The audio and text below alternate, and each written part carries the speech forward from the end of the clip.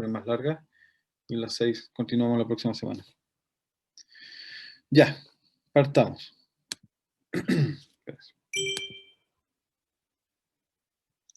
Bueno, dentro de los fármacos inhibidores del sistema renina-angiotensina-aldosterona, teníamos, algo hemos conversado durante tanto en fisiología, un poco para dar algún ejemplo, y ahora en el curso, los inhibidores de la ECA, o sea, los inhibidores de la enzima convertidora de angiotensina, y también los inhibidores del receptor de angiotensina tipo 2, ¿sí? Estos son los fármacos ARA2. Ahora, estos IECAs, partiendo por ellos, fueron o son fármacos descubiertos en la década entre 60 y 70, y se han transformado en fármacos de primera línea en tratamiento de la hipertensión arterial, básicos, ¿no es cierto?, en cualquier tratamiento que se realice, tanto como monoterapia como fármacos de asociación.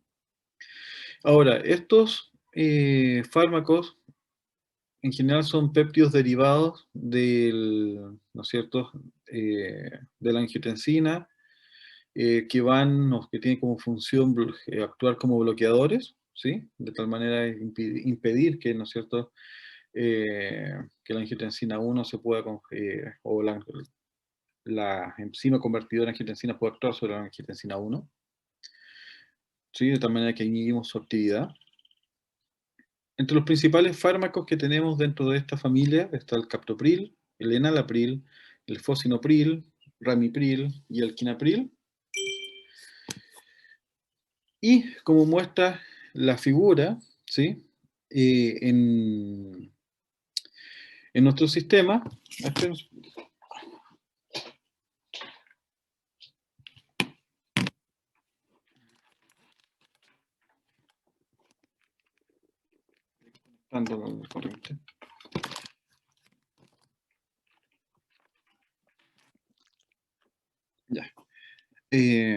Como pueden ver en la figura, el angiotensinógeno, que es producido por el hígado, ¿ya?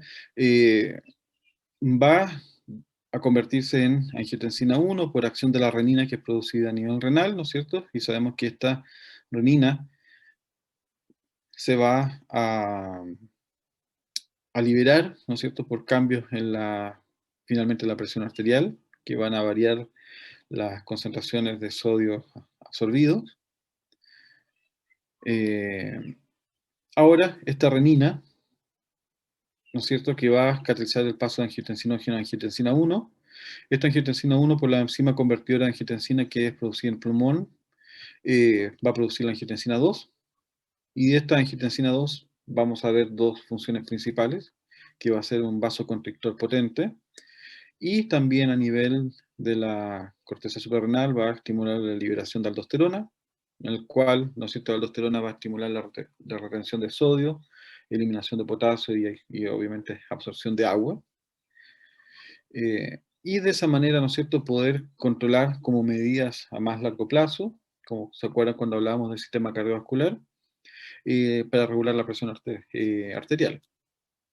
Por lo tanto, un fármaco, ya inhibidor de la ECA, lo que va a hacer es inhibir la formación de angiotensina 2 y por lo tanto de esa manera poder inhibir los efectos vasoconstrictores. Y también, ¿no es cierto?, de acumulación de aumentos de la volemia. Ahora, dentro de los efectos que ellos van a tener, vamos a hablar de efectos inmediatos, los cuales hablamos, ¿no es cierto?, agudos, y que están relacionados con los niveles de renina. Y obviamente están relacionados con la inhibición de la acción de la angiotensina. Y después tenemos los efectos tardíos, ¿sí?, que no tienen relación con los niveles de renina, y estos pueden estar relacionados con la inhibición de la degradación de la bradicinina, ¿sí?, con la producción de prostaglandinas o producción de óxido nítrico, ¿sí?, y que lo que lleve finalmente a activar, ¿no es cierto?, ciertas propiedades vasodilatadoras periféricas de gran interés que tienen este sistema y que no afecten el gasto cardíaco. Ahora, si enumeramos los efectos de los IECAS, vamos a ver que van a generar una disminución de la resistencia vascular periférica y especialmente los territorios donde la angiotensina es más activa, el corazón, riñón, cerebro, generando una disminución de la presión arterial. No va a aparecer taquicardia refleja, va a haber un aumento del flujo en diversos órganos, especialmente hacia el riñón. También vamos a ver una disminución de la secreción de aldosterona y en consecuencia de la retención de sodio y agua. Por lo tanto, podríamos ver un ligero efecto diurético y natriurético, ¿sí? Si no está habiendo una secreción o inhibiéndose la secreción de aldosterona, vamos a tener cierto desbalance y poco de pérdida mayor de sodio y agua. Por otra parte, también van a ser importantes porque se han visto que disminuyen la hipertrofia cardíaca y el remodelado cardíaco. En su efecto o eficacia hipotensora, se ha visto que son capaces de normalizar la presión arterial entre un 40 y un 60% de los pacientes que son hipertensos esenciales. ¿Ya? Se ha visto que las personas de raza blanca y jóvenes responden mejor a estos tratamientos. Los diuréticos tiacídicos, ¿sí? Aumentan la respuesta antihipertensiva de los IECA, de tal manera que genera, ¿no es cierto?, un potenciamiento de la acción de estos fármacos. Y, por otra parte, también va a existir numerosos, por lo tanto, debido a este efecto, van a haber eh, varios tipos, ¿no es cierto?, de tratamientos con distintas dosis de combinación de diuréticos tiacídicos junto con inhibidores de la IECA para poder regular de mejor manera la presión arterial. Ahora, sobre su farmacocinética, estos se dan, ¿no es cierto?, como profármacos en forma de ésteres para mejorar la absorción y la biodisponibilidad, de tal manera que cuando llegan al hígado van a ser desesterificados, ¿ya?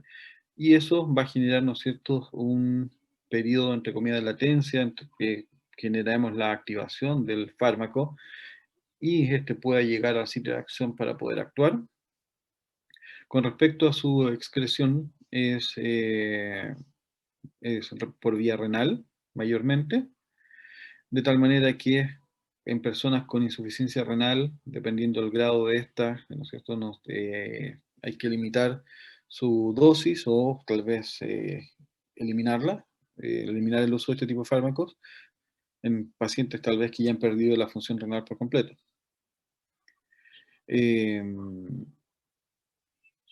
Indicaciones van a ser eficaces y seguros, sobre todo, por ejemplo, para hipertensiones asociadas a otras patologías, o sea, hipertensiones secundarias, típico para personas con diabetes o con hipercolesterolemia.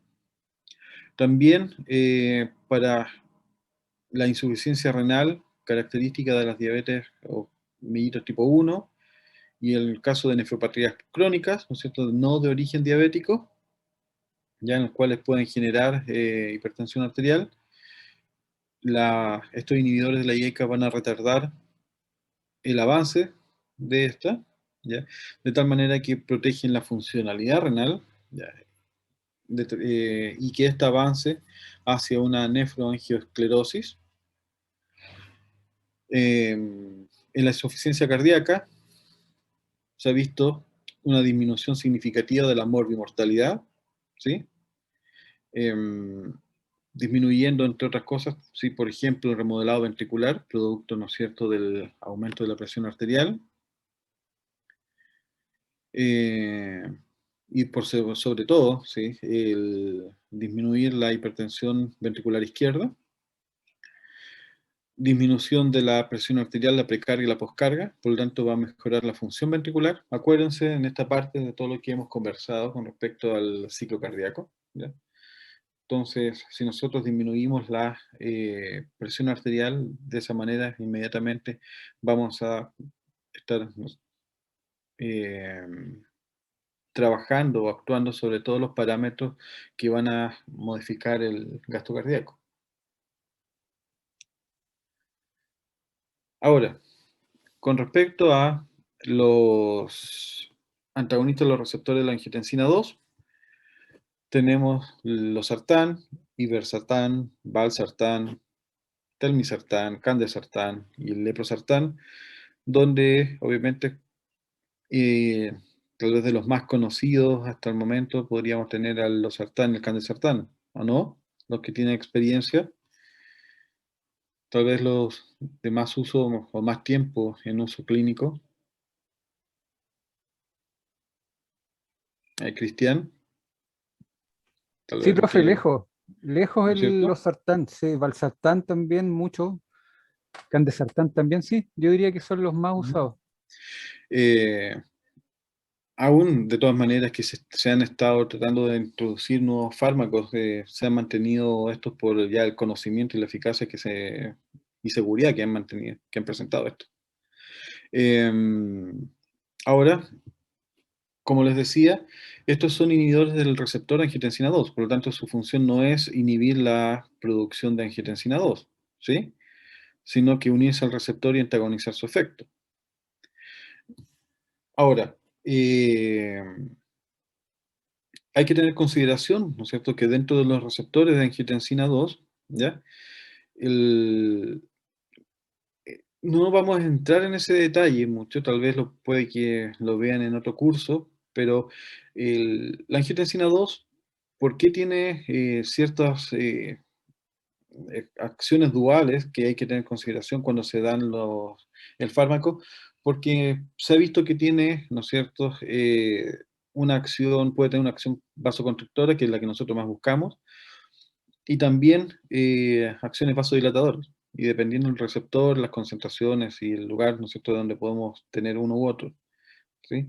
Por ejemplo, la acción sobre el receptor tipo 1, que está presente en la pared arterial, ¿ya? Y en algunos tejidos, la acción de estos fármacos anula prácticamente toda la acción de la angiotensina 2. Y aquí les dejo un recuadro, que es más o menos de lo que les hablaba anteriormente. La angiotensina 2, ¿sí?, al usar, ¿no es cierto?, estos fármacos, dependiendo el tipo de receptor y el lugar donde estén ubicados, ¿sí?, vamos a generar, y se ha visto que principalmente los receptores tipo 1 generan vasoconstricción, proliferación, inflamación, aumento, ¿no es cierto?, de la secreción de aldosterona, activación del sistema nervioso simpático, y también son los que van a activar, ¿no es cierto?, la retención de sodio. Y por otra parte, los receptores tipo 2 también pueden generar vasodilatación, antiproliferación, los factores, entre comillas, opuestos a lo que se ha visto eh, en el receptor tipo 1, ¿ya? De tal manera que, eh, dependiendo, nuevamente, la dosis, etcétera, y la sensibilidad de cada paciente, se ha visto que se podría potenciar que la angiotensina 2, al estar bloqueados los receptores tipo 1, tienda a unirse al receptor tipo 2 y potenciar los efectos que se quieren con respecto a la acción antihipertensiva. Ahora, esto va a llevar finalmente, si ustedes ven en este cuadro con respecto a las acciones de la angiotensina 2, que la corteza suprarrenal vamos a tener aumento de la aldosterona, a nivel renal, reabsorción de sodio y agua, a nivel del sistema nervioso central, podemos tener efectos, ¿no es cierto?, de estimular las sensaciones eh, de sed, apetito por la sal, ¿sí? Aumentar la actividad eh, del sistema nervioso simpático, generando, por ejemplo, vasoconstricción. También a nivel arterial, vasoconstricción, corazón, efectos inotrópicos positivos, inotrópicos positivos. y de esa manera aumentar la resistencia periférica al gasto cardíaco. Por lo tanto, al bloquear este efecto, inmediatamente entendemos que disminuimos el volumen circulante, disminuimos la resistencia periférica, disminuimos el gasto cardíaco, por lo tanto va a empezar a disminuir la presión arterial. Ahora, con respecto al eprosartán, se han visto que sus propiedades y eficacias son similares a los IECAS, ¿sí? Pero va a presentar menos efectos adversos, por ejemplo, tos y angioedema. Es una alternativa a estos IECAS, ¿ya? Cuando los IECAS presentan algunos efectos secundarios que son insostenibles, por ejemplo, tos crónica, edema angioneurótico, urticaria, etcétera, ¿no es cierto? Es un buen fármaco para reemplazarlo. Tiene menos efecto vasodilatador y una acción más gradual que los IECAS, ¿ya? Porque no va a actuar sobre la liberación de bradicinina. La disminución de la presión arterial, ¿no es cierto?, Colobardo 2, tampoco se va a acompañar de taquicardia refleja, de tal manera entonces que lo hace más seguro. Ahora, ¿qué es lo que vamos a tener con respecto a los simpatolíticos, ¿no es cierto?, de acción central? Eh, ah, ya, sí. Ya. Con respecto a los simpatolíticos de acción central, van a bloquear a nivel central la estimulación simpática y por lo tanto van a reducir el tono vascular y la frecuencia cardíaca. Van a disminuir, ¿no es cierto?, por lo tanto, la presión arterial de forma sustancial y mantenida. Y los vamos a separar, ¿no es cierto?, en las alfa-metildopas y los agonistas alfa-2 adrenérgicos, ¿ya? Obviamente, el uso entre estos se ha tal vez nivelado en favor de el uso de los alfa-adrenérgicos, ya por la menor aparición de efectos adversos, pero de todas maneras estos fármacos se mantienen, ¿no es cierto?, como segunda o tercera línea, ¿sí? Primero se tiende a optar por los otros que hemos mencionado durante estas clases. La alfa-metildopa, ¿sí?, sabemos que es un alfa-metilado de la dopa, y que va a ser, ¿no es cierto?, un precursor. La dopa sabemos que es un precursor de la síntesis de las catecolaminas, ¿sí? De la dopa vas a generar la dopamina, de la dopamina noradrenalina, y de la noradrenalina generas la adrenalina, de tal manera, ¿no es cierto?, que esta metildopa va a actuar como un falso neurotransmisor, ¿ya?, actuando como, entre comillas, falso sustrato para la enzima dopa de carboxilasa, y lo que va a llevar finalmente a generar metildopamina y metilnoradrenalina, ¿no es cierto?, que no van a tener función biológica, ¿sí? Eh, y de esa manera, ¿no es cierto?, disminuimos la liberación de neurotransmisor y por lo tanto la acción sobre su tejido blanco. Eh, entonces, ¿qué es lo que tenemos aquí finalmente? Que sus efectos antihipertensivos van a generar entonces una potente activación, ¿ya?, de lo que se libere, ¿sí?, sobre receptores alfa-2 principalmente, y esto va a disminuir las descargas pre- y postganglionares, disminuir la resistencia periférica, disminuir la bradicardia y reducir el gasto cardíaco generando hipotensión, ¿sí? De tal manera entonces que evitamos, ¿no es cierto?, que va a actuar más que nada a nivel presináptico.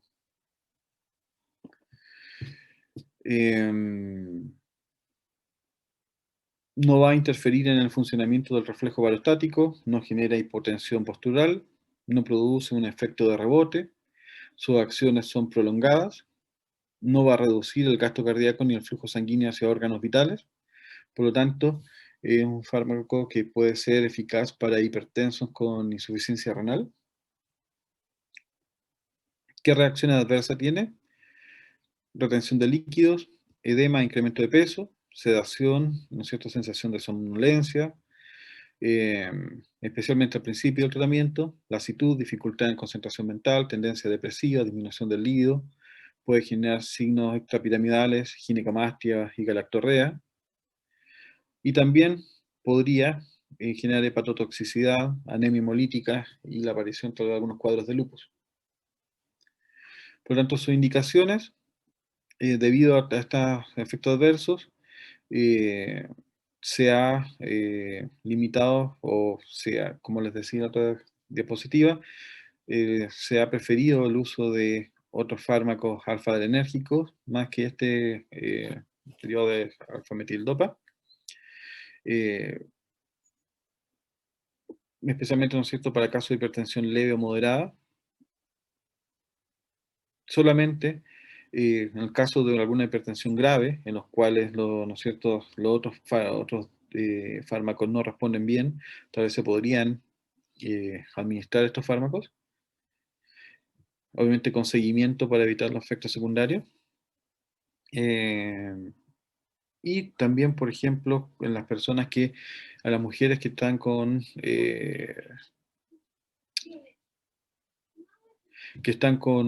embarazo, ¿sí? Es el fármaco que se da en caso de hipertensión en el embarazo. Si alguna estaba embarazada, sabe que en general, ¿no es cierto?, este es el fármaco que se le da, dado que no puede atravesar la barrera hematoencefálica, por lo tanto no deberíamos tener ningún efecto a nivel fetal. De hecho, ustedes saben que la placenta tiene una cantidad gigantesca de MAO, ¿sí? De tal manera entonces, que está o va a degradar todas las catecolaminas que pudieran venir por la sangre.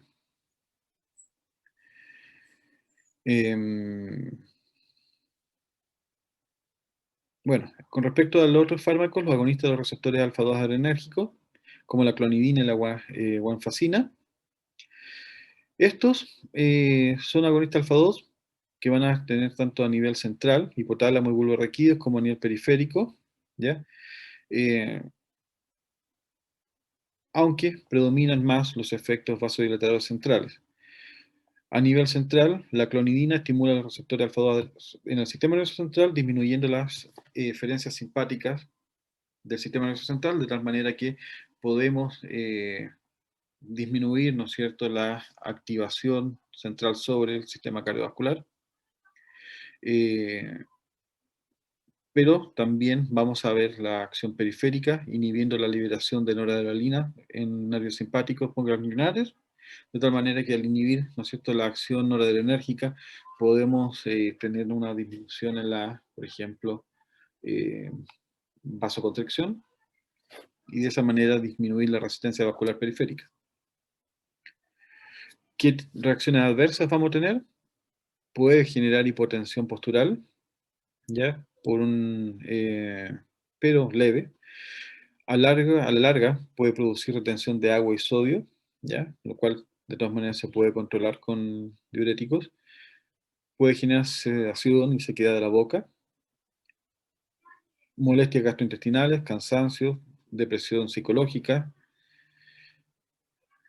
¿ya? Puede generar una alta disminución del líbido y potencialmente también puede generar síndromes de abstinencia, de tal manera que cuando se disminuye, se pide disminuirlo lentamente.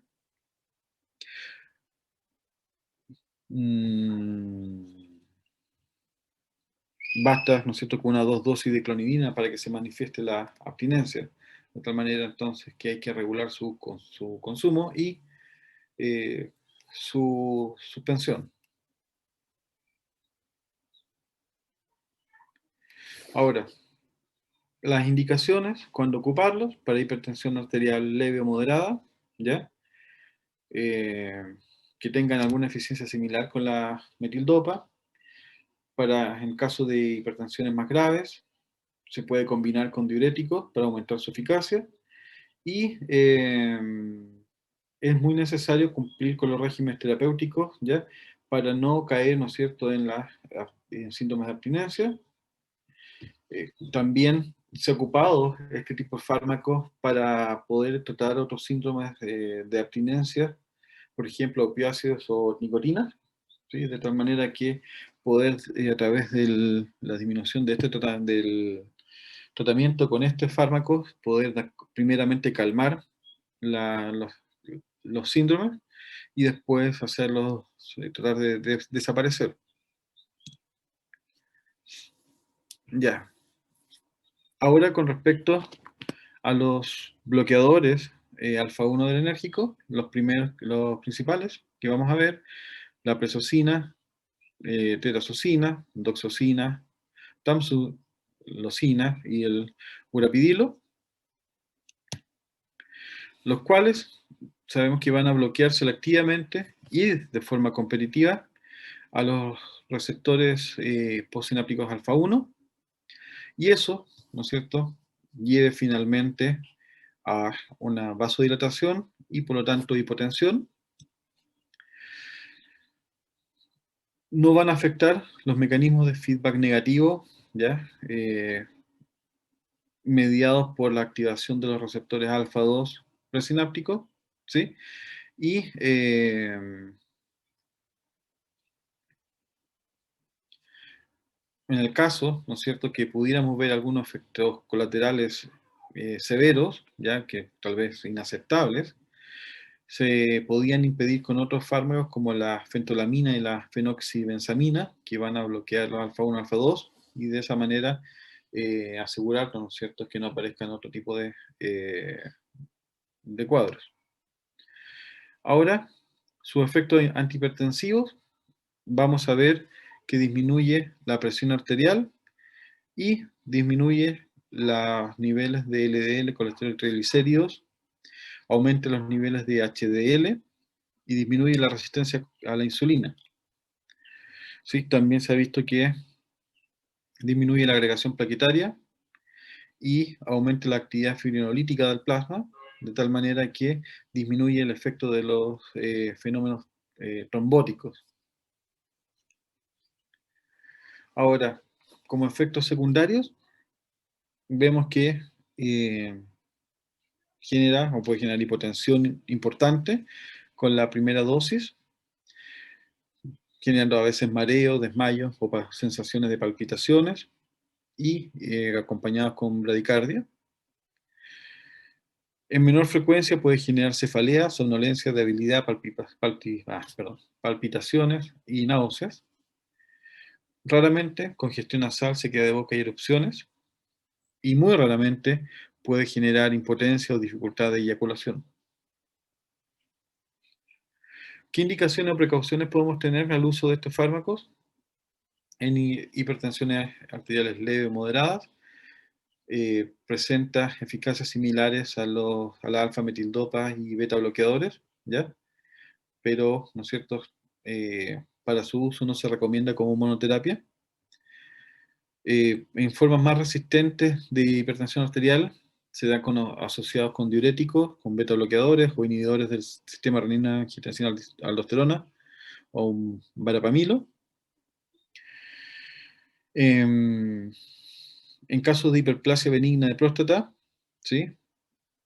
Va a mejorar los síntomas de retención urinaria. También vemos que puede empezar, ¿no es cierto?, como indicaciones, empezar con dosis bajas y preferiblemente en la noche, ¿sí?, para poder evitar, ¿no es cierto?, las reacciones sincopables, ¿no es cierto?, de hipotensión y bradicardia. Son fármacos que se pueden administrar para enfermos renales y no van a afectar el flujo plasmático renal.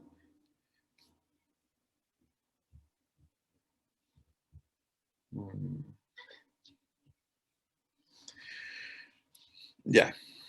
Ahora, con respecto a los vasodilatadores de acción directa, sabemos que disminuyen el retorno venoso de manera importante, lo que lleva a la disminución de la presión arterial. ¿Cuáles van a ser sus inconvenientes? Que pueden generar taquicardia refleja, aumentar el gasto cardíaco y aumentar el consumo de oxígeno miocárdico, aumentar la liberación de renina y la retención de sodio y agua, de tal manera que contrarrestan el efecto hipotensor y podrían favorecer la aparición de anginas coronarios. Por lo tanto, tampoco se usan en monoterapia.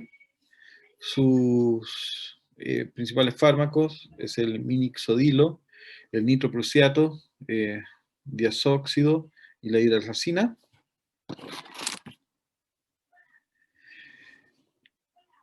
¿Cuáles van a ser sus acciones? Van a generar óxido nítrico, ¿ya? Y de tal manera que van a generar la relajación endotelial, o sea, de la musculatura lisa endotelial, ¿ya? Al estimular la guanilatra ciclasa. Especialmente, por ejemplo, el nitroprusiato y la hidrasalina, o pueden activar canales de potasio, en el caso del el diazóxido y el minoxidilo, ¿sí? Y de tal manera que la variación, ¿no es cierto?, o la modulación de los... espérense un poquito que escuché un ruido. Espera un poquitito.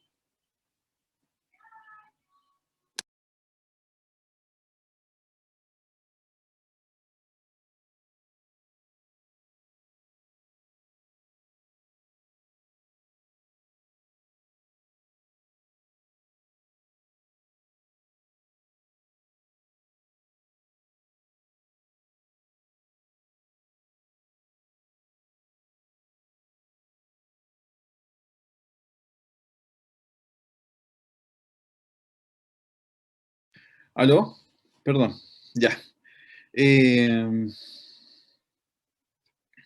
ya. Entonces, lo que vamos a generar, ¿no es cierto?, es, al activar los canales de potasio, ¿no es cierto?, que pueda hiperpolarizar la célula, por lo tanto lo va a hacer más refractaria, ¿no es cierto?, a que se contraiga, a poder depolarizarse, ¿sí? Y generar, ¿no es cierto?, contracción y activar los procesos de contracción de la musculatura lisa. Por lo tanto, vamos a generar finalmente vasodilatación, o mantener la vasodilatación.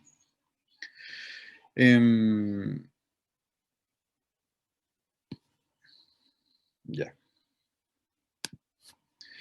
Ahora, el minixodilo, ¿sí?, presenta gran eficacia en la hipertensión arterial grave o severa, y en algunas que, ¿no es cierto?, que sean refractarias a otros fármacos de elección, de primera elección. Se emplea obviamente poco este fármaco porque hay otros más potentes y con menos efectos adversos, por ejemplo la taquicardia, retención de sodio, agua y aumento de peso e hipertricosis, ¿ya? Con el caso del diazóxido, solamente se usa en emergencia hipertensiva, ¿sí? Para tratamientos de la hipertensión arterial maligna, encefalopatías o hipertensiones arteriales asociadas a algunas enfermedades parenquimatosas renales, de tal manera que solamente en algunos casos son agonistas de canales de potasio, como le había dicho, eh, y obviamente vamos a abrir o permitirnos la apertura de estos canales. El nitroprusiato va a ser un precursor del óxido nitroso, ¿ya? Y va a ser de primera opción en la mayoría de la emergencia hipertensiva, ¿ya? Especialmente asociadas con hipertensión ventricular izquierda, ¿no es cierto? Infartos, isquemias, ¿ya?, cerebrales, porque es rápido, eficaz y con efectos adversos que pueden ser aceptables. Va a generar una hipotensión inmediata, ¿ya?, pero corta en el tiempo mientras se esté administrando el fármaco. Obviamente, dado esto, que si queremos con este fármaco mantener una hipotensión más prolongada, tenemos que ir administrándolo mediante una infusión.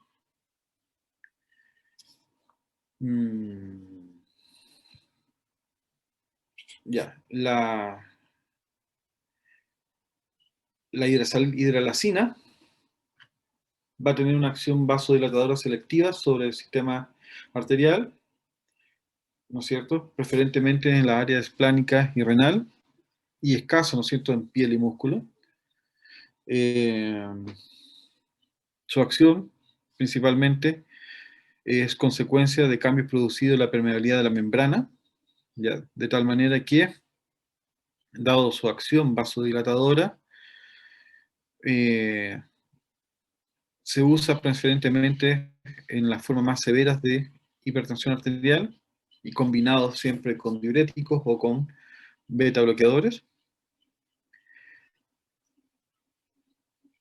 dado que solas obviamente produciría más efectos adversos que podrían ser inaceptables. Ya. Entonces, resumiendo, ¿ya? Para la selección del tratamiento antihipertensivo, el objetivo siempre va a ser evitar las complicaciones hipertensivas a través de un adecuado control de la tensión, ¿no es cierto?, vascular.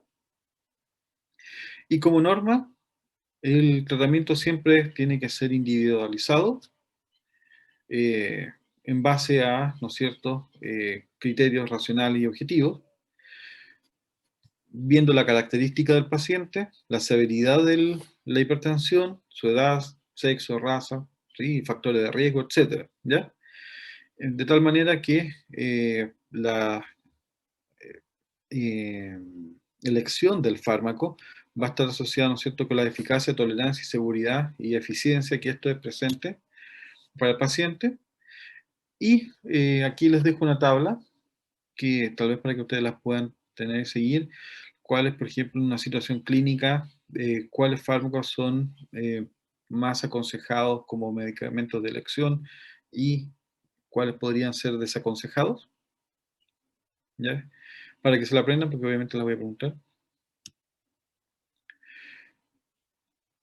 Ya. Esto, ¿no es cierto?, se lo dejo como para de estudio para ustedes, ¿ya? Para que lo vayan viendo después, según lo que hemos conversado. A ver. Bueno, esto lo que pasa es que esto más o menos ya lo hablamos, así que por eso lo estoy saltando, pero para que ustedes después lo revisen. Eh,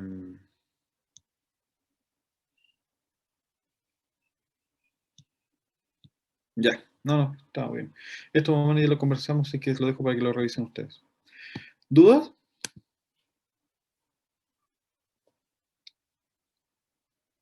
¿No? Ya. Demos, estamos justo en la hora del recreo. Demos 5 minutos. A ver, ¿cuánto tiempo de recreo tenemos nosotros? Según, según norma. 5 o 10 minutos. ¿10? Ya. 10 minutos. Entonces a las 3:20 nos juntamos nuevamente. ¿Ya? Están súper participativos hoy día.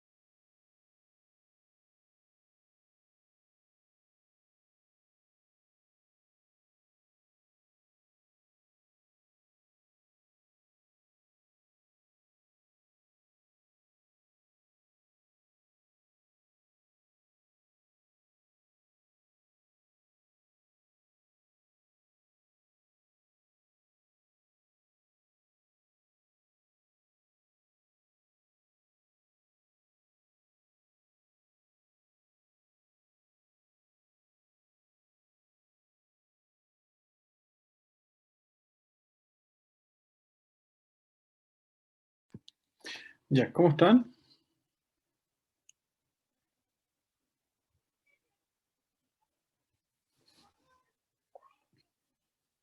¿Están acá?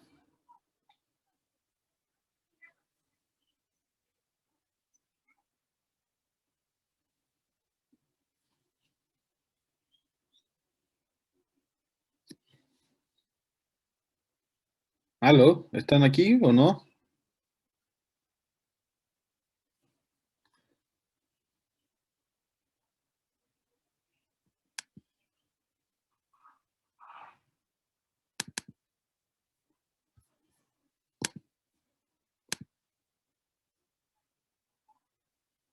Ya.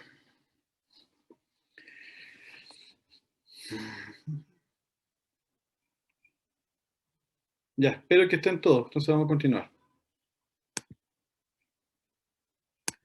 Bueno, la siguiente parte de la clase va a tratar de la farmacología de la cardiopatía isquémica. Para introducirla, dentro de las enfermedades cardiovasculares, vamos a tener las enfermedades cerebrovasculares y las cardiopatías isquémicas, ¿ya? Eh, Entre estos, podemos ver que estas cardiopatías isquémicas eh, son uno de los principales motivos de utilización del sistema de servicios de salud. Eh, la séptima causa de consulta en las atenciones primarias, en general, ¿no es cierto?, en los países desarrollados. Primer motivo de morbilidad asistida hospitalaria en países desarrollados. Y el 22,86% de los mayores de 65 años que ingresan a los hospitales, ingresan por alguna patología eh, isquémica, ¿sí? Lo otro que podemos también, dentro de estas enfermedades cardiovasculares, ¿sí?, podemos ver que en Chile mueren alrededor de 50 personas por cada 100.000 habitantes.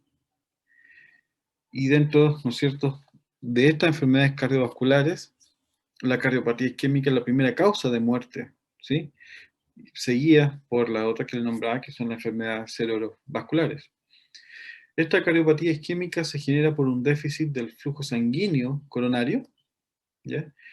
Eh, y además que la mortalidad por las enfermedades cerebrovasculares han ido disminuyendo en las últimas décadas debido al aumento de los tratamientos trombolíticos, la aparición de la heparina, la aspirina, ¿ya?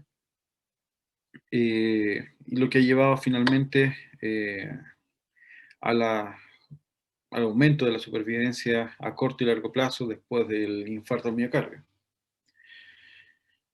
Pero esta menor mortalidad actual, ¿sí?, ha llevado finalmente a que en general, ¿no es cierto?, las personas que están padeciendo esta patología tienden a ser de mayor edad, ¿sí? Y obviamente eso implica, al ser de mayor edad, que van a demandar mayores servicios sanitarios, ¿sí?, mayor cuidado, por lo cual sí, es de vital importancia poder pesquisarlo a tiempo, seguirlo, ¿sí?, de tal manera que no lleguemos hasta ese punto. Dentro de la cardiopatía isquémica vamos a tener las siguientes manifestaciones clínicas típicas, que es la angina de pecho, eh, el infarto cardíaco, el infarto esta vez agudo de miocardio y la muerte súbita. Ahora, con respecto a la angina, ¿sí?, es la principal manifestación sintomática, ¿ya?, de la cardiopatía isquémica, en el cual, ¿no es cierto?, la definimos como una sensación dolorosa y muy constrictiva en el pecho, y este dolor intenso y a menudo irradia hacia el hombro izquierdo, cuello, mandíbula, y con frecuencia que se acompaña de ansiedad, temor y sensación de sofocación. Ahora, con respecto a estas manifestaciones, ¿no es cierto?, típicas de la cardiopatía isquémica, hay que tomar en consideración de que estas son las primeras manifestaciones, ¿no es cierto?, de la pérdida del flujo sanguíneo o el flujo adecuado, del flujo sanguíneo, por ejemplo, coronario, y que va a llevar, ¿no es cierto?, o que puede llevar finalmente a la muerte del tejido, ¿no es cierto?, al infarto por isquemia. Ahora también es importante hacer una salvedad que me gustaría nombrar acá, es que las típicas sensaciones de angina o sensaciones sintomáticas clásicas del infarto, ¿no es cierto?, cardíaco, o del infarto específico, infarto agudo miocardio, son distintas entre el hombre y la mujer. ¿Sí? Y eso hay que tenerlo bastante presente, porque típicamente los estudios, tal vez clásicos, que han mostrado y decían que llegando a cierta edad, la gravedad, ¿no es cierto?, y las mujeres tal vez podían llegar a presentar mayor cantidad de infartos que el hombre, pero esto se ha ido desvirtuando un poco debido al descubrimiento de que aparentemente las manifestaciones en la mujer son diferentes al hombre. Y como las manifestaciones clásicas para describir la angina de pecho y, ¿no es cierto?, como una señal de un infarto, están asociados a los que ya les nombré, hacen, ¿no es cierto?, tal vez no tomar en consideración otro tipo de manifestaciones que ocurren en la mujer, que están más relacionadas con dolores abdominales, por ejemplo, más que ¿no es cierto?, en el dolor en el contractivo en el pecho y en el brazo y el cuello, mandíbula. A la mujer aparentemente tiende a desencadenarse más hacia el abdomen, lo cual hace confundir a las mujeres de que esto pueda ser realmente, y los médicos, eh, que esto podríamos estar ante un infarto al miocardio. De tal manera que hay que verlo bien, ¿no es cierto? Y estar siempre presente y en especial en personas que puedan tener alguna predisposición y algún historial de que obviamente eh, no necesariamente esto van a ser las manifestaciones, ¿ya? Eh, Ahora, la angina pectoris es la expresión clínica.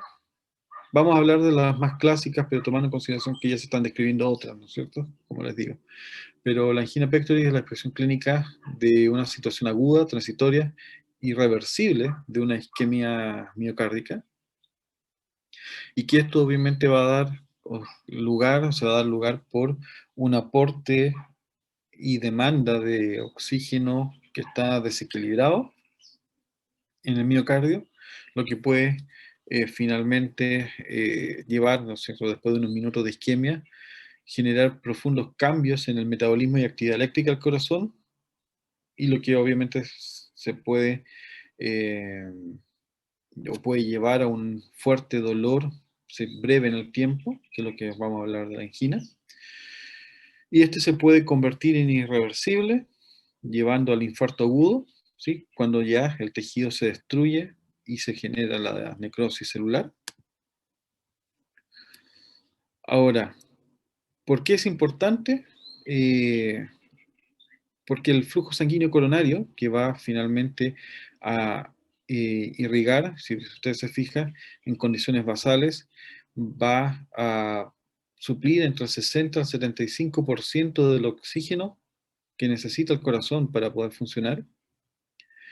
De tal manera que cuando aumenta el trabajo cardíaco, obviamente vamos a tener o vamos a necesitar mayores requerimientos de oxígeno, de tal manera que vamos a necesitar un aumento en el flujo coronario, ¿sí? En el flujo de sangre hacia ¿no es cierto?, las arterias coronarias. Espérense aquí, bueno. Ahora, en un individuo normal, Este flujo puede aumentar entre 4 o 6 veces si fuera necesario, y siempre manteniendo, ¿no es cierto?, el equilibrio entre la oferta de circulación y la demanda de oxígeno por parte del tejido. En un ataque anginoso, vemos que se produce una isquemia miocárdica, desequilibrio entre aporte y demanda, y debido principalmente a una disrupción en el aporte, ¿no es cierto?, de sangre al tejido, ¿ya? Y esto puede ser debido a algunas patologías que pueden generar esta pérdida o esta incapacidad de mantener el correcto flujo de sangre hacia el corazón, hacia el músculo cardíaco, ¿ya? Esto pueden ser vasoespasmos coronarios, aterosclerosis, ¿sí?, miocardiopatías hipertróficas o estenosis aórtica. Por ejemplo, ¿ya?,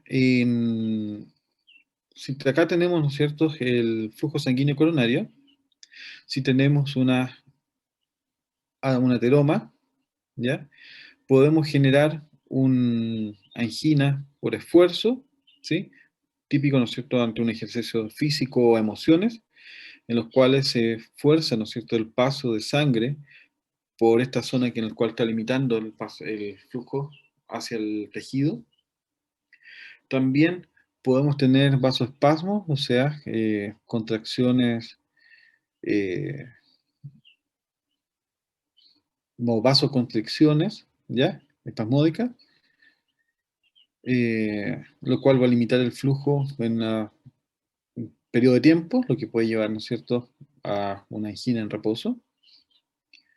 Y también podemos generar, y no está relacionado con esfuerzo, ¿ya?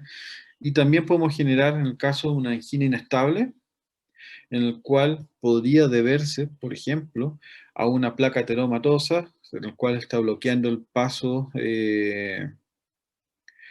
de sangre, y puede haber, por ejemplo, una rotura de la placa, y ahí eso llevar a una trombosis, ¿sí? Y si continúa, ¿no es cierto?, por la arteria coronaria, llevar a un infarto, ¿sí?, al taponar, ¿no es cierto?, el correcto flujo de sangre en esa zona. Acá hay un ejemplo gráfico, ¿no es cierto?, de una placa de arteria coronaria, ¿ya?, en el cual se ve una placa ateroma que está limitando el flujo de sangre, y lo que vamos a encontrar finalmente ahí es que obviamente va a haber un desequilibrio en la cantidad de sangre que se le está, y oxígeno por lo tanto, y nutrientes hacia los tejidos en los cuales está irrigando. Ahora, entonces lo que nosotros, o lo que le estoy conversando ahora, es que el tejido, dependiendo el trabajo que está realizando, va a requerir una mayor cantidad de sangre o no, por lo tanto oxígeno y nutrientes. Entonces, una alteración, ¿sí?, isquémica va a presentarse si se disminuye el consumo de oxígeno o si aumenta, ¿no es cierto?, la oferta, ¿ya? O sea, ¿qué pasa si llega menos sangre? ¿Ya? No voy a tener el oxígeno necesario, disminuye la oferta, y por lo tanto no puedo, ¿no es cierto?, no puedo trabajar, por lo tanto va a disminuir el consumo que voy a tener, y eso puede llevar a la muerte de la célula. Y si yo estoy en ejercicio y necesito más sangre y esto no puede llegar, puedo terminar en lo mismo, ¿sí? Puedo terminar finalmente eh, generando un infarto por no poder suplir adecuadamente la cantidad de oxígeno necesario. Por lo tanto, los factores que van a afectar al consumo de oxígeno miocárdico van a estar, ¿no es cierto?, dados por la frecuencia cardíaca, la contractibilidad cardíaca y la tensión de la pared ventricular, ¿sí? Ahora, dentro de estas, vemos que la tensión en la pared ventricular va a estar dado finalmente por la precarga, ¿sí? El- si hay una mayor cantidad de sangre que está ingresando al ventrículo, ¿ya?, eso finalmente lleva a que cuando llegue la sístolis va a poder eh, inyectar más sangre, pero si hay una mayor tensión tal vez esa cantidad de sangre que va a poder liberar no va a ser la adecuada, ¿sí? Y la fuerza contra la que se contrae el ventrículo, la poscarga, que habíamos hablado que era la resistencia aórtica a la salida de la sangre. Por lo tanto, si la resistencia de la aorta aumenta, va a poder eyectar su menor cantidad de sangre, por lo tanto, también eso va a llevar a que pueda llegar menos sangre a través de las arterias coronarias y menor cantidad de sangre puede suplir al tejido, o menor cantidad de oxígeno van a tener disponible. Entonces, si estos son los factores que afectan al consumo, ¿sí? ¿Qué pasa con los factores que aumentan la oferta? ¿Ya? La capacidad de disociación de la hemoglobina. ¿A qué se refiere con esto? Acuérdense que el oxígeno está siendo transportado por la hemoglobina. Por lo tanto, la hemoglobina para poder pasar al tejido se tiene que disociar del oxígeno. ¿Ya? ¿Y qué pasa si esta, esta capacidad de disociar no está alterado? No deberíamos tener ningún problema. Si hay alguna capacidad de la disociación de la hemoglobina, por supuesto, va a disminuir la cantidad de oxígeno que podemos suplir. Y el contenido arterial de oxígeno, si no hay ninguna alteración mayor, deberíamos tener una cantidad, un contenido arterial de oxígeno que no debería variar mayormente, ¿sí? El problema va a estar hacia el flujo o la cantidad de sangre que va a llegar al corazón, ¿sí? Y esto va a depender del calibre de los vasos, la duración de la diástole, ¿ya? Y el gradiente de perfusión, ¿sí? La presión diastólica aórtica. ¿Por qué? Porque la cantidad, el flujo coronario, ¿sí? Se obtiene durante la diástole, ¿sí? De tal manera que, si ustedes se fijan acá, el flujo coronario, como muestra la figura, ¿ya? Va a estar dado o va a estar restringido por el acortamiento de la diástole, ¿sí? Cuando aumenta la frecuencia cardíaca, de tal manera que si aumenta la frecuencia cardíaca, la diástole se acorta, y por tanto, si se acorta, la cantidad de tiempo que tiene para poder irrigar o pasar la sangre hacia las arterias coronarias va a ser menor. Aumento de la presión diastólica ventricular, de la diastólica ventricular, ¿sí? De tal manera que si se inyecta con más fuerza, tiende a pasar menos sangre hacia el tejido. Y la disminución de la presión arterial diastólica. Si la presión arterial cae mucho, obviamente también eso va a limitar el flujo de sangre hacia el tejido coronario. De tal manera que lo que vamos a lograr con nuestros fármacos antianginosos, ¿sí? Es aumentar la oferta de oxígeno al miocardio para, con el fin, ¿no es cierto?, de aumentar el calibre de los vasos coronarios, aumentar la duración de la diástole y disminuir la presión telediastólica ventricular. Y de esa manera nosotros podamos proveer de más sangre al corazón. Y para esto se ocupan principalmente los beta bloqueadores, ¿ya? Antagonista de calcio y los nitratos.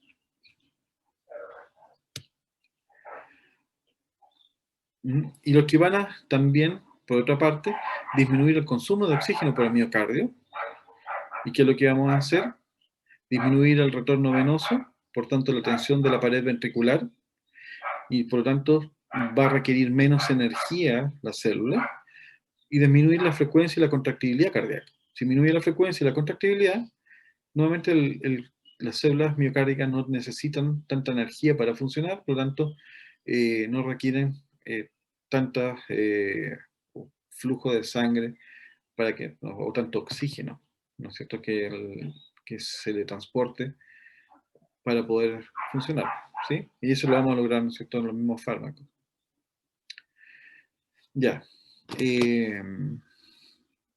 Fármacos, entre los nitratos, vamos a tener la nitroglicerina, el nitrato de isosorbida, el mononitrato de isosorbida y el tetranitrato de pentaeritrol. Y los nitritos, tenemos el nitrito de amilo. ¿Cuáles van a ser sus acciones farmacológicas? Van a generar la relajación de la musculatura lisa, cualquiera, ¿ya? Pero se ha visto que es más intensa a nivel de los vasos sanguíneos. Y este va a ser el efecto vasodilatador más importante, ¿sí? De estos fármacos. Es inmediata y fácilmente constatable en dosis terapéutica. Y se ha visto que sus acciones son mayores a nivel de venosas, después a nivel arteriolar y después en las arterias. Ahora, a dosis bajas, entonces se tiende a haber dilatación venosa, ¿ya? Por lo tanto, disminuye el consumo de oxígeno y va a ser útil para anginas de esfuerzo, de tal manera que estos generan disminución del retorno venoso y van a disminuir el consumo de oxígeno por parte de ellos. Obviamente va a disminuir la presión de llenado ventricular y la disminución del trabajo cardíaco. En las dosis altas vamos a empezar a ver vasodilatación arterial y arteriolar. Por lo tanto, va a empezar a disminuir la resistencia periférica total, por lo tanto disminuir la poscarga, y eso obviamente tiende a disminuir el consumo de oxígeno, ¿ya? Obviamente, a dosis más altas puede haber o puede presentar una disminución de la presión arterial y eso llevar a un aumento reflejo del gasto cardíaco, lo que lleva finalmente a un aumento en el consumo de oxígeno y podría contrarrestar los efectos antianginosos que nosotros queremos.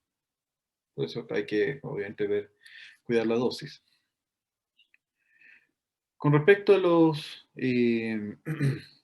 efectos directos sobre los vasos coronarios, vemos, ¿no es cierto?, con la figura, la relajación de la pared del vaso en el cual se regenera el flujo coronario obstruido y de esa manera desaparezca la angina por el vasoespasmo coronario.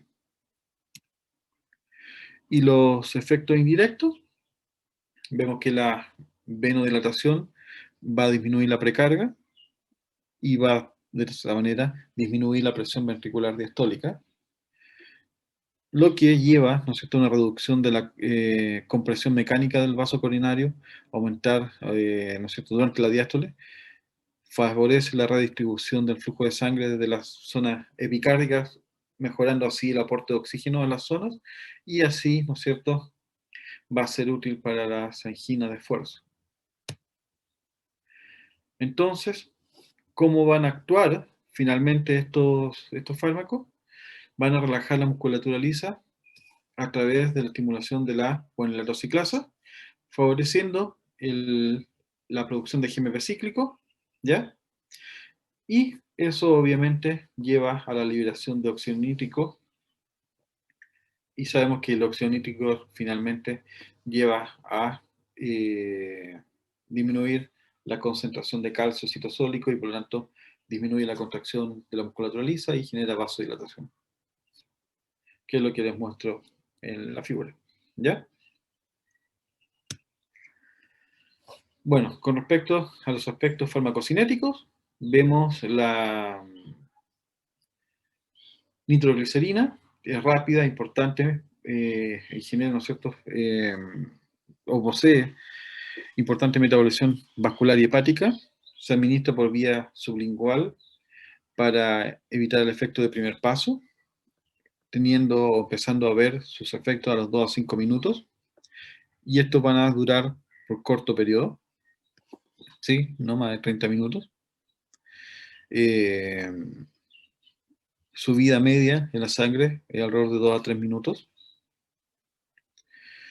También se puede dar por vía transdérmica, donde se absorbe a través de la piel, y de esta manera conseguir un efecto sostenido, ¿ya? Se puede aplicar como parche y durando entre 8 y 14 horas. El dinitrato de isosorbida posee una gran metabolización hepática y vascular, por lo tanto, su administración bioral permite el inicio de los efectos a los 30 minutos, con una duración entre 3 a 8 horas. Obviamente va a ser mayor si se administra de la forma de mononitrato, así va a enlentecer su metabolización y puede aumentar la vida media. Obviamente, su inconveniente es que el efecto tarda más en aparecer, y por lo tanto, para el caso de emergencia, es mejor ocupar, ¿no es cierto?, la nitroglicerina. Sus efectos secundarios en general están relacionados con el rubor, cefaleas pulsátiles, vasodilatación arteriolar de los vasos cutáneos y cerebrales, los cuales pueden desaparecer entre 1 a 2 semanas. Puede generar hipotensión postural y mareos, sudor, frío, vasodilatación venosa, ¿ya? Aunque esto es frecuente en todos los vasodilatadores. A dosis elevadas puede generar vasodilatación arterial acusada, que reduce la presión de perfusión coronaria y aumenta ¿no es cierto?, por vía refleja la frecuencia cardíaca. Como habíamos visto anteriormente, podría empeorar, ¿no es cierto?, incluso la isquemia hacia los tejidos. La isquemia de los tejidos, no hacia los tejidos, de los tejidos. Formación de metahemoglobina, ¿ya?, que es el producto de oxidación de la hemoglobina y que no puede transportar oxígeno. Su tolerancia aparece en general entre las 24 y 48 horas después de administrado y puede desaparecer rápidamente al terminar el tratamiento. No, por la vía sublingual, su tolerancia, ¿no es cierto?, no, en general no produce mayormente alguna tolerancia clínica significativa. Obviamente pueden aparecer en preparaciones orales de liberación sostenida, ¿ya?, en especial en los parches transdérmicos. Se evita el administrar o se evita la aparición de las tolerancias administrando los nitratos de forma intermitente, intercalando un periodo de tiempo sin fármaco, ya omitiendo dosis nocturnas, y sacar los parches al cabo de 8 a 10 horas, de tal manera que el sistema tiende a adaptar, para que no se adapte, ¿no es cierto?, y no generemos tolerancia. En caso de presentar con indicaciones ante la angina pectoris, ¿ya?, para relajar la musculatura lisa general y así disminuir el dolor. En infarto agudo de miocardio, se dan en general, ¿no es cierto?, la nitroglicerina las primeras 24 horas post-infarto más un fibrinolítico, así aliviar el dolor, reducir el consumo de oxígeno y mejorar la perfusión coronaria y los signos que pudieran aparecer de congestión pulmonar. Y de esa manera obviamente vamos a reducir la extensión del infarto y la posible incidencia y aparición de alguna insuficiencia cardíaca y la mortalidad intrahospitalaria. En caso de hipertensión arterial, sobre todo se da, ¿no es cierto?, en caso de cirugías cardíacas o coronarias, y en la insuficiencia cardíaca van a reducir el trabajo cardíaco al disminuir la precarga y la poscarga, y va a ser de elección en insuficiencias cardíacas asociadas a la angina pectoris. Ahora, los beta bloqueadores adrenérgicos son el tratamiento de primera línea para anginas de esfuerzo, porque van a disminuir los riesgos de episodios coronarios agudos y la mortalidad del paciente que ha sufrido un infarto, y su acción se da por la inhibición competitiva irreversible de las catecolaminas, de tal manera que vamos a inhibir el sistema nervioso simpático. A ver, ¿alguien llegó? Los efectos antianginosos van a estar relacionados con la disminución del trabajo y del consumo de oxígeno por parte de los tejidos, ¿sí? Por lo tanto, va a generar una disminución de la frecuencia y contractibilidad cardíaca y disminución de la presión arterial. Por lo tanto, como hablábamos anteriormente, eso lleva a que el requerimiento de energías disminuya y así disminuya la estimulación nociceptiva. Y para aumentar la oferta de oxígeno, ¿sí? Tratamos de aumentar el tiempo diastólico y disminuir la compresión de los vasos coronarios, disminuyendo la contractibilidad, y así aumente la perfusión coronaria. Ahora, también se han visto que disminuyen los fármacos, la lipólisis y la captación de ácidos grasos libres por parte del miocardio, y de tal manera que disminuye la demanda de oxígeno para poder, ¿no es cierto?, procesar los ácidos grasos, ¿sí? También facilitan la aparición de arritmias cardíacas en la fase aguda del infarto miocardio, que obviamente que pueden generar la presencia o la metabolización de los ácidos grasos libres. Por lo tanto, vamos a disminuir el riesgo de que aparezcan, ¿no es cierto?, otros cuadros. Sus precauciones: contraindicados en la angina de reposo, ya que pueden empeorar los vasoespasmos. Obviamente el bloqueo de los receptores beta-2 adrenérgicos de los vasos coronarios hace que predomine la estimulación de los receptores alfa adrenérgicos, pudiendo empeorar los vasoespasmos coronarios. De tal manera que el manejo de la dosis va a ser importante. En dosis altas puede producirse una disminución grande del gasto cardíaco por incremento, ¿no es cierto?, de la presión telediastólica vascular, ya que la fuerza de contracción cardíaca no será capaz de expulsar bien la sangre, lo cual empeoraría la angina de pecho, y su retirada brusca podría producir también una angina por rebote. Ok, me quedó raro esto. Ya.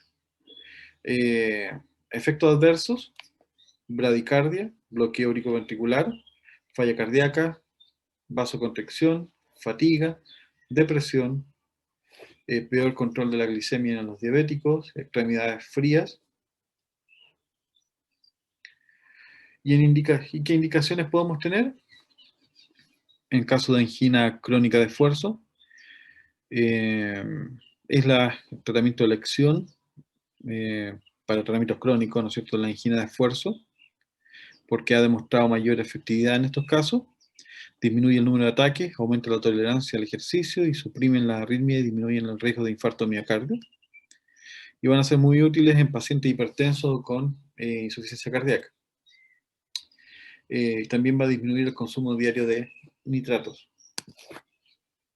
En caso de angina inestable, van a controlar el dolor y el número de episodios de isquemia recurrente, así como la incidencia de infarto. Y la angina en reposo va a estar contraindicado para su uso, ¿sí? El caso de infarto al miocardio, su tratamiento, ¿no es cierto?, continuado, disminuye el dolor, el área infartada y la incidencia de fibrilación ventricular y reinfarto y muerte súbita. También se ha visto que es útil para hipertensión arterial, glaucoma y estados de ansiedad. ¿Qué hora es?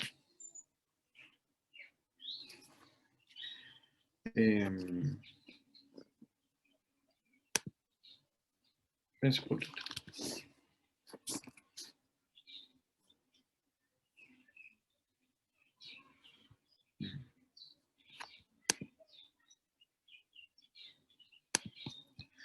Ya, sí, yo creo que alcanzamos. Ya, sigamos. Ya, entonces, entre los otros grupos de fármacos que hablábamos anteriormente, los antagonistas del calcio, obviamente estos van a bloquear la entrada de calcio a través de los canales de voltaje, dependiente de voltaje, ¿no es cierto?, tipo L, en la membrana de las células excitables, y esto disminuye así la concentración de calcio intracelular. Por lo tanto, va a ser un tratamiento base para el, valga la redundancia, tratamiento de la hipertensión arterial, en vasculopatías coronarias y cerebrales, y en algunas también periféricas, y en algunos tipos de arritmias. ¿Qué tipo de fármacos tenemos? Tenemos las dihidropiridinas, las fenilalquinaminas y las benzodiazepinas.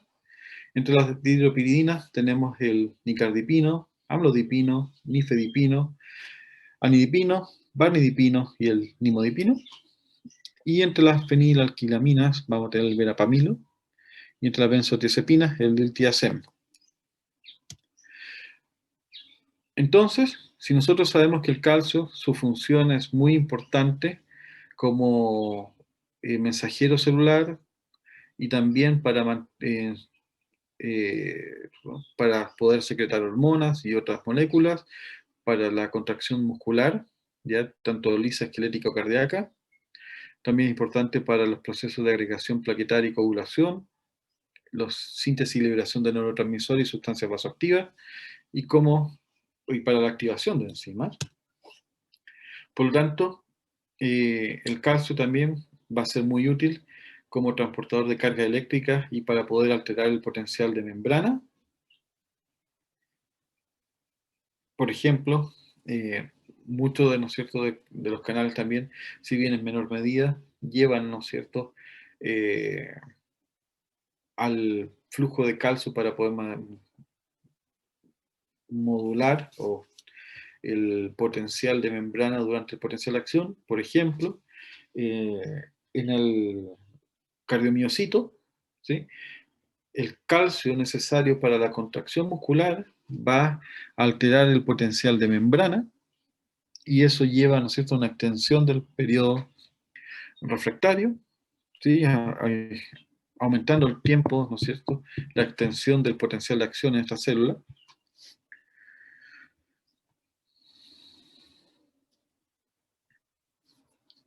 Bueno, obviamente esto lo hemos hablado, por eso no lo voy a explicar mayormente, pero de tal manera que si nosotros tenemos que los antagonistas de calcio actúan inhibiendo el flujo de entrada de calcio a través de los canales dependientes de voltaje de calcio, eso lleva finalmente a menor cantidad de calcio disponible para poder activar los procesos, ¿no es cierto?, que lleven a la depolación de la célula y la apertura de los canales de calcio en el retículo sarcoplásmico que lleva a la liberación de calcio, ¿sí?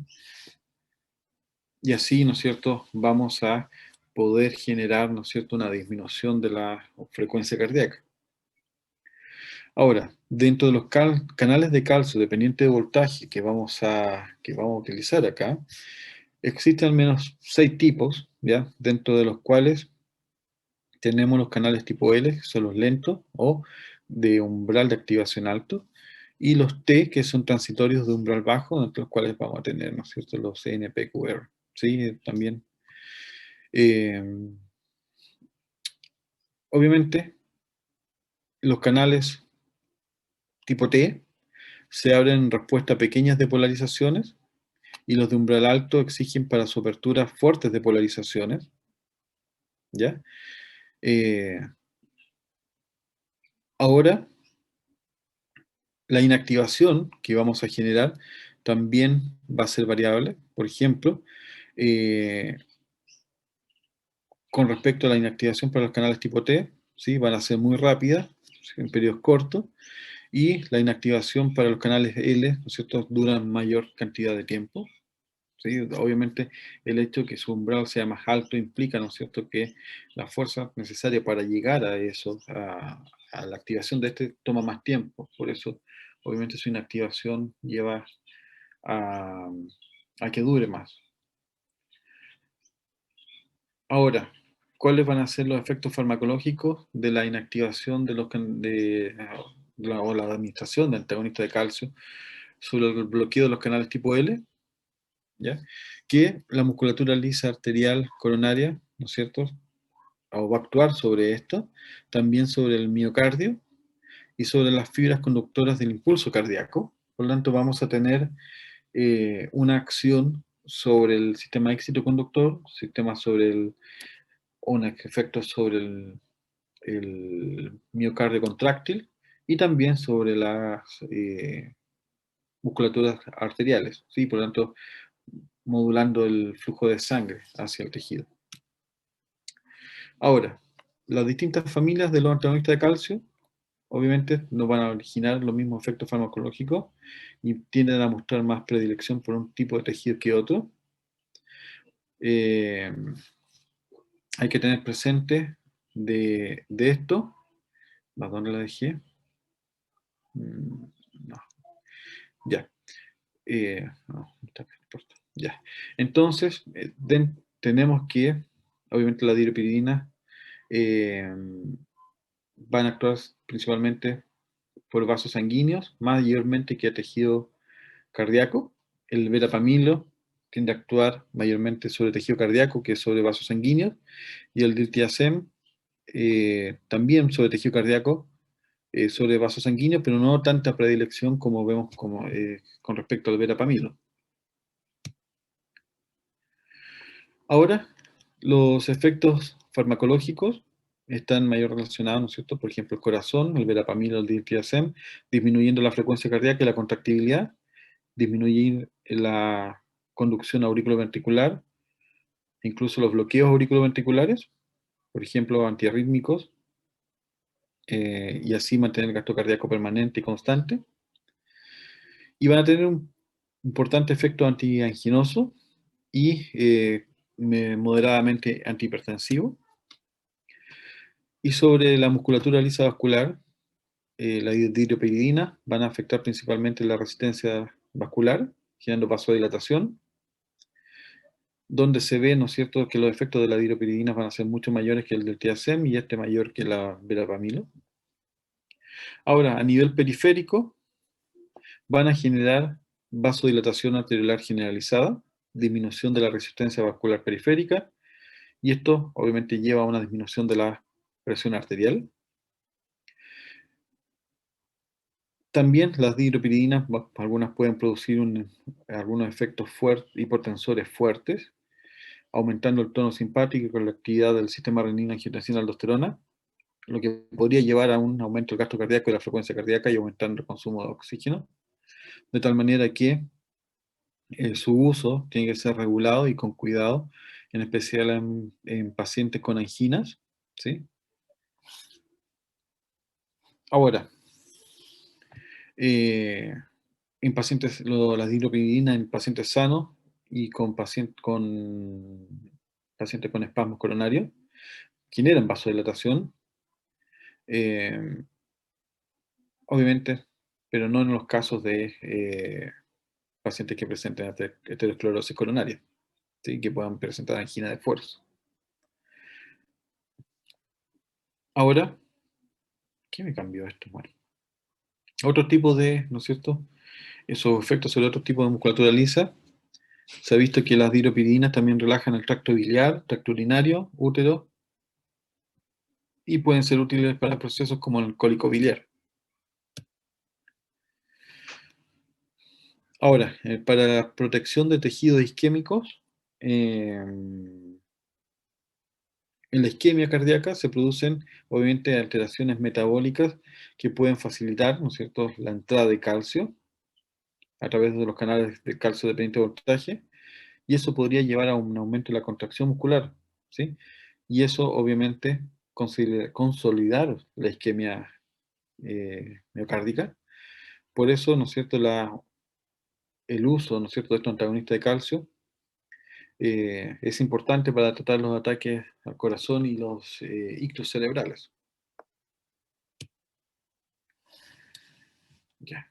Ahora, para casos de infarto a miocardio, ¿sí?, van a ser útiles solamente como preventivos, porque no van a reducir el daño tisular ni la mortalidad tras una isquemia. Incluso se ha visto en algunos estudios que podrían ser perjudiciales administrarlos después del episodio isquémico. En caso de isquemia cerebral, por ejemplo, el nimodipino, son muy selectivos hacia la circulación cerebral, generando vasodilatación y aumentando el flujo cerebral, obviamente en dosis que no vayan a actuar sobre la presión arterial. Y obviamente esto lleva a mejorar de forma significativa la recuperación funcional y disminuyendo la mortalidad en estos pacientes. De tal manera que sus aplicaciones clínicas van a estar dados como antiarrítmicos, por ejemplo el verapamilo y el diltiazem, como antihipertensivos, la dihidropiridina, el diltiazem, como antianginosos, el diltiazem y el verapamilo. En el caso de algunos déficits neurológicos, ¿sí?, que siguen el vasospasmo cerebral, en el caso, por ejemplo, de la ruptura de un aneurisma, y en caso de infarto cardíaco, porque, ¿no es cierto?, pueden reducir la carga cardíaca, procesos de migraña, procesos vasculares periféricos, etc. ¿Ya? Como efectos secundarios, podemos ver estreñimiento, hipotensión postural, dolor de cabeza. Podría generar fallos cardíacos, aumentando el riesgo si se emplean junto con beta bloqueadores. Ya. ¿Dudas? ¿Estamos bien para empezar la presentación?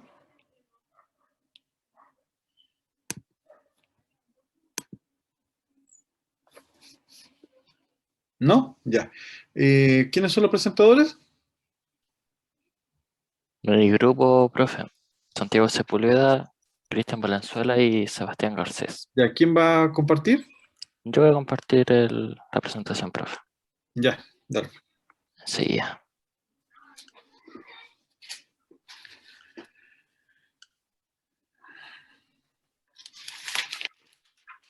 ¿Se ve bien? Sí, se ve bien. Perfecto. Ya.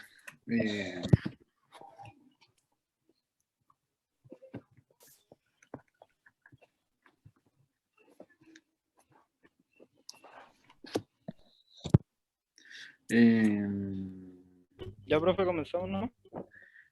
Sí, perfecto. Ya.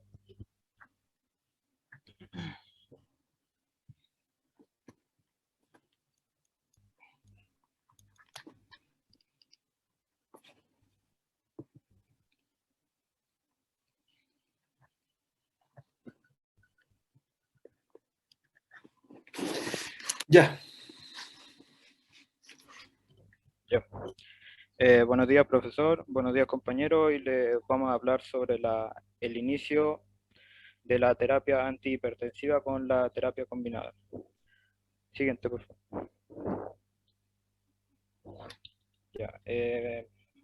Primero que nada, entre 2018 y el 2020, un grupo de sociedades científicas internacionales ligadas con... Se escucha un poquito bajo. Entonces, ¿Ahí, profe?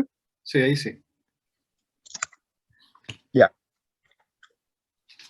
Con cardiología e hipertensión propone los lineamientos para iniciar la terapia antihipertensiva de forma combinada, es decir, con dos agentes hipertensivos en una combinación de una sola píldora. A esta técnica se le conoce como SPC y se prefiere en la mayoría de los pacientes que se encuentran en tratamiento para bajar la presión arterial. Anteriormente a esta técnica se utilizaba un solo antihipertensivo, que se rotaba en el tiempo entre las distintas clases de fármacos antihipertensivos. Pero después de un tiempo se realizaron avances en la terapia asociada y se estableció como la primera estrategia en la reducción de la presión arterial. Siguiente, por favor. Tratamiento antihipertensivo personalizado. En los años 70, un grupo de investigadores acuñaron los términos de hipertensión de renina baja, normal y alta, relacionando así la actividad de la renina plasmática con la excreción diaria de sodio. La actividad que posee la renina en condiciones normales aumentará si se restringe el sodio, pero disminuirá su actividad con una presión arterial más alta. A esto se le considera una generalización imperfecta, ya que la hipertensión de renina baja se caracteriza por una expansión del volumen sanguíneo y en cambio la hipertensión de renina alta se caracteriza por un aumento en la resistencia periférica, siendo ambos indicadores de un inicio en una terapia antihipertensiva con diuréticos en lugar de utilizar inhibidores del sistema renina-angiotensina o un vasodilatador, ya que estos van disminuyendo con la edad y es menor su actividad en individuos de raza negra en comparación con los de raza blanca.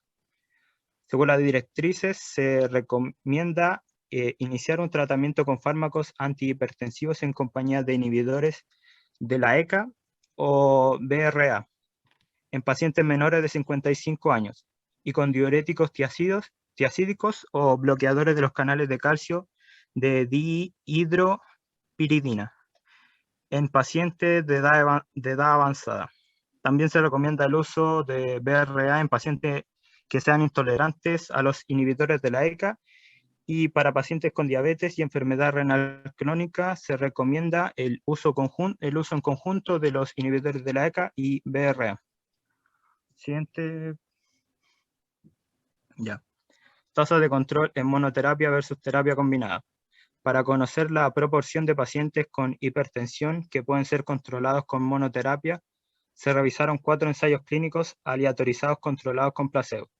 El primer ensayo fue realizado por el Consejo de Investigación Médica que utilizó un rango de edad de 35 a 64 años, donde se obtuvo que a los 4 años del seguimiento, el 70% de los pacientes habían alcanzado una presión arterial objetivo, definida como presión arterial diastólica, que era de menos 90 milímetros de mercurio. Por lo tanto, una proporción sustancial de pacientes permaneció en monoterapia o alcanzó una presión arterial objetivo con un solo fármaco en los ensayos controlados con placebos. El segundo estudio fue realizado por la protección de perindopril contra accidentes cerebrovasculares recurrentes, que no informó el rango de edad analizado en pacientes de adultos mayores, donde se consideró a los pacientes que fueron aleatorizados a tratamientos activos por 2 años del 25%.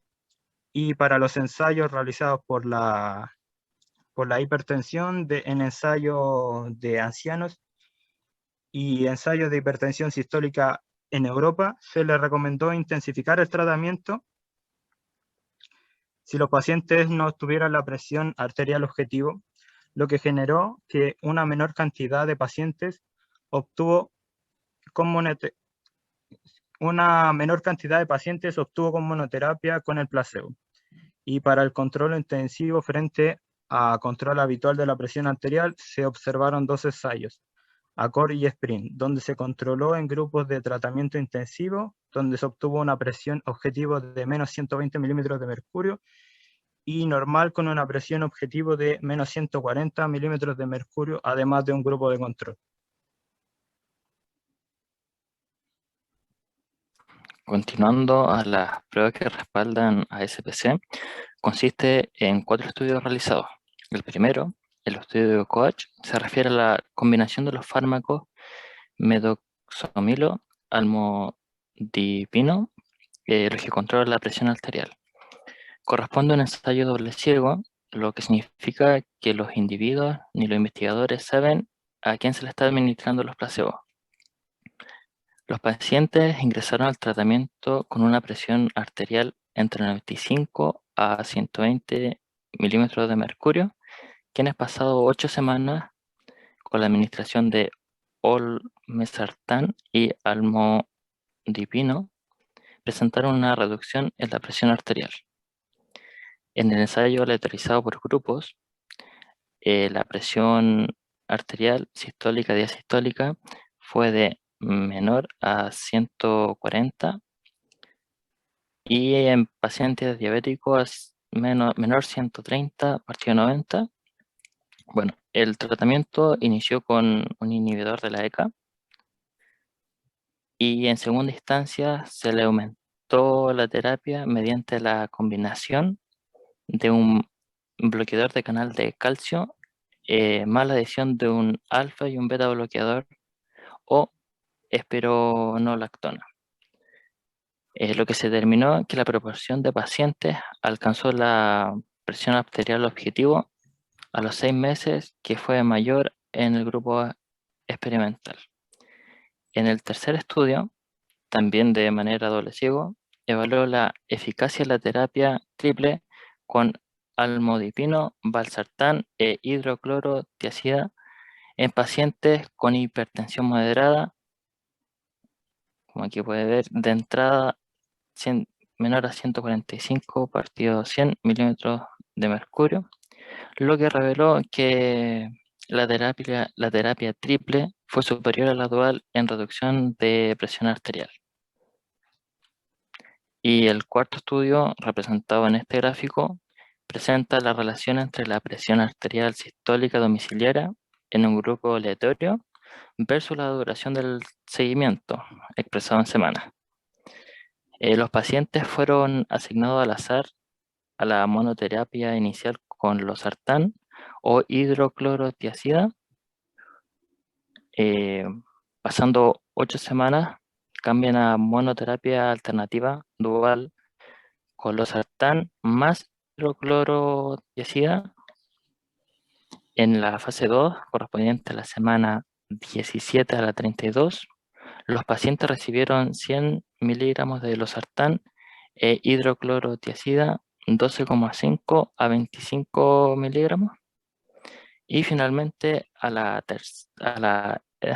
fase 3, correspondiente a la semana 33 hasta la 52, se agregó almodipino con o sin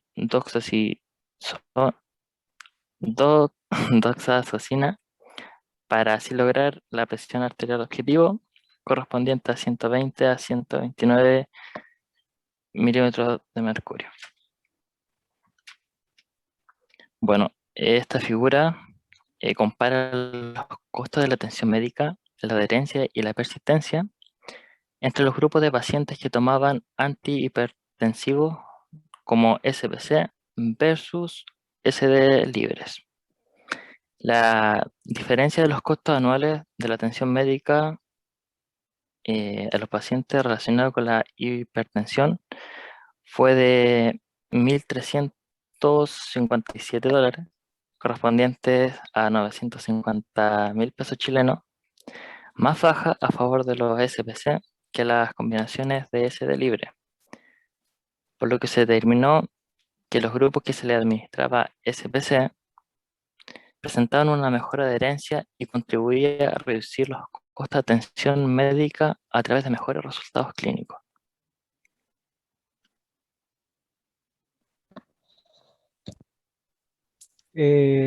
Profe, antes de seguir, tenemos 10 minutos, ¿cierto? Ujú. ¿Le puedo pedir 2 minutos más, por Sí, favor? sí, sí, Ya. no, sí, ya, si pasas 2 minutos no hay problema. Vale, lo que pasa es que quería hacer hincapié más que nada en el tipo de publicación que estamos revisando acá, que es un review, o sea, una revisión. La mayoría de las veces trabajamos con papers que son investigaciones o se fijan en solo una cosa. Acá, en este review, que es una revisión de cosas, el primer estudio que se mira es de 1985. Entonces, generalmente los reviews tienen ese asunto de que uno ve periodos de tiempo largos y ve muchos datos. Entonces, no es lo mismo que revisar un paper normal, que uno ve un método o un ensayo específico. Acá, en este review, se ven más de, yo diría que son como unos 6 ensayos distintos que se han hecho en distintos años desde 1985. Entonces hay mucha información. Entonces es un poco raro de repente hablar sobre un review porque más lo que al final se ve son tratar de comparar todos esos estudios, tratar de buscar un patrón o buscar una conclusión, pero en este caso, ahora voy a empezar con la diapositiva. Se evidencia que los estudios que se hicieron no están tan bien hechos, no son tan concluyentes, porque hay distintos factores como que ensucian el resultado. Entonces, aquí tenemos que prueba controlada aleatoria. En la mayoría de estos estudios no se aleatorizó ni se hizo doble ciego completamente en toda la población que se estaba observando, sino que se vieron cierto porcentaje donde se pudo hacer la aleatorización. Por lo tanto, no son concluyentes las cosas. Entonces, falta que haya una prueba controlada aleatoria y que compare la eficacia a largo plazo. Los efectos adversos, la rentabilidad en el inicio del tratamiento, etc. Entonces hay una escasa evidencia de esta prueba controlada aleatoria y además hay un problema con el tiempo porque hay algunos que son 3 meses y estamos hablando de una enfermedad que es crónica. Por lo tanto, se necesitan datos de largo plazo. No basta con ver qué pasa los 3 primeros meses, porque hay gente, para empezar, que deja el tratamiento. Entonces, cada vez se va reduciendo el número de pacientes que uno está observando. Entonces, uno necesita como mínimo 6, 1 año, 2 años, ojalá.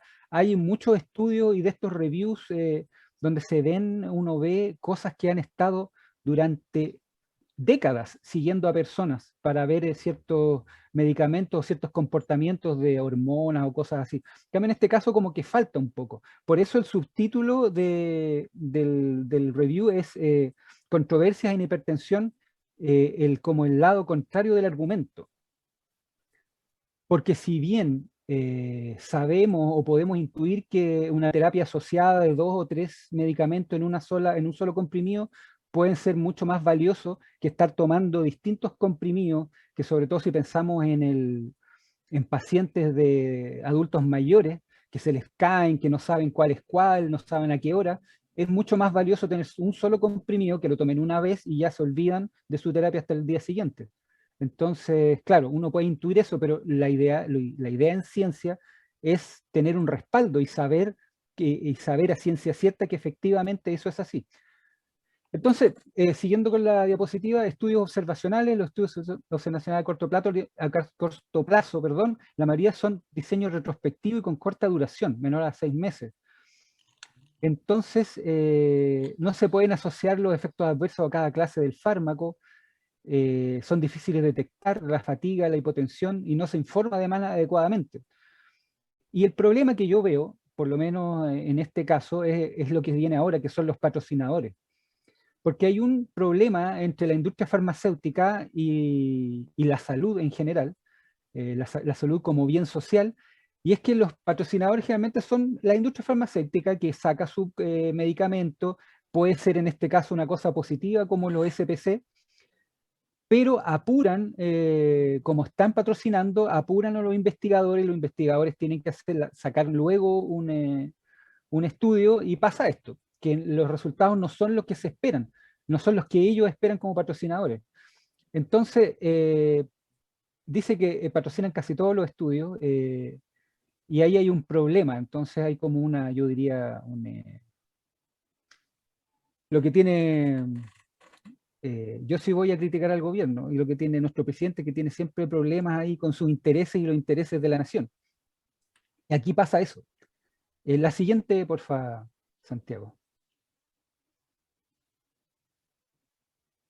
Y esto es algo que dejamos afuera, como es súper largo el review, dejamos un poco afuera la parte de los costos de atención médica, pensando en que estamos en farmacología, pero aquí decidimos poner esta parte que dice que el SPC aumenta los costos de medicamentos, principalmente debido al alto precio minorista de los sartanes. Y los SPC no reducen los costos generales de atención médica. Y eso es comprensible porque tener un medicamento, un losartán, uno va a la farmacia y uno compra por 1.500 pesos, 2.000 pesos una caja.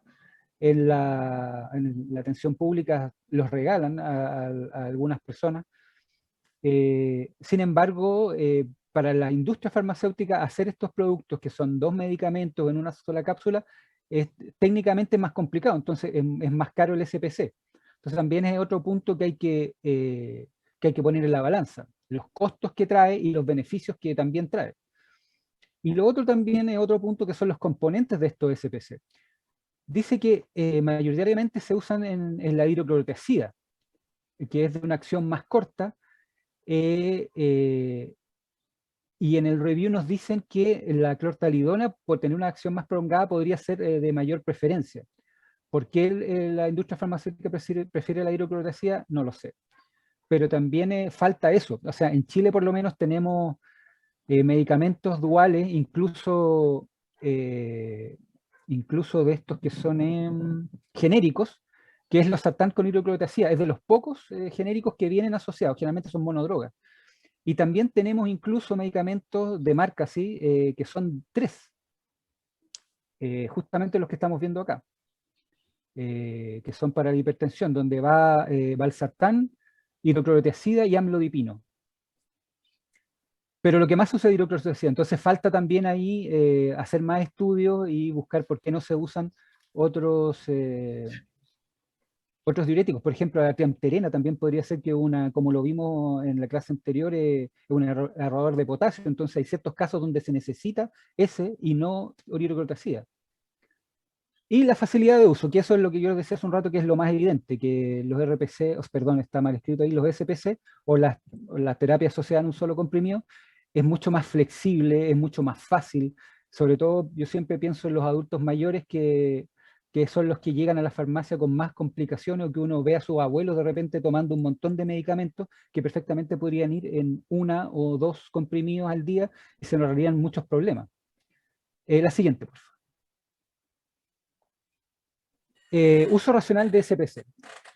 Pero antes vamos a pasar por las debilidades de las pautas actuales, porque hay pautas para todas las enfermedades, pero en este caso de hipertensión hay guías extensas y dirigidas más que nada a especialistas, sobre todo cardiólogos. Entonces eso lleva a una inercia terapéutica en la atención primaria, porque la información no baja hasta quienes están con el paciente. Entonces no hay una forma de aconsejar al paciente, porque las guías están dirigidas a otras personas. Y no siempre es lo ideal es que la persona que está compartiendo con el usuario sea capaz de entregar esa información.